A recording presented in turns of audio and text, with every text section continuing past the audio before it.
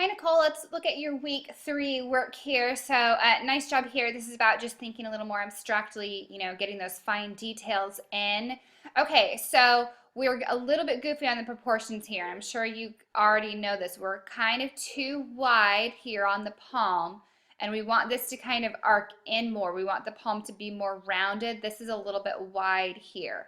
So, we want to work on that in comparison to these fingers. So, kind of slow down, step back a bit, and bring some focus back. It almost looks like these three fingers here have a nice sense of proportion. uh and actually, now that I'm thinking about it, we have 1, 2, 3, 4, 5. We've got 6 fingers going on, so that might be the problem. We've got an extra finger here, so let's just take this one out. Hey, I can totally see how that would happen.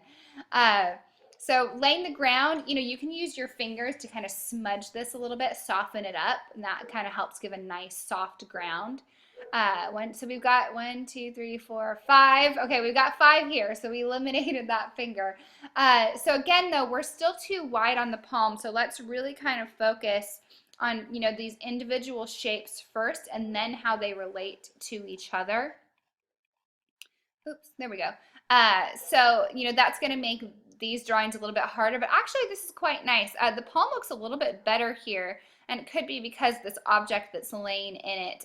We lose some of the fingers where they would be here, but you're getting it. You're starting to think about how these shapes relate, and how this would sit in a hand. So I know this is difficult, but just keep going with it. Keep pushing these individual pieces, all the different knuckles. Start measuring them in relationship to each other, and I think that is really going to help. So keep up the good work, and we'll keep improving.